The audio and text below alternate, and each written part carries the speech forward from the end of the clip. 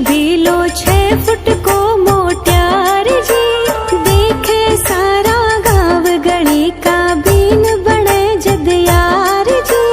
देखे सारा गाँव गली का बीन बने जद यार जी।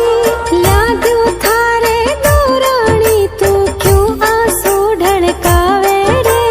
मत ना रोवे दीवरिया थारी भावज लाड लडावे रे। मत ना रोवे दीवरिया थारी भावज लाड लडावे रे। इब के महीने दीवर थान या भावज परणावे रे। या भावज परणावे रे।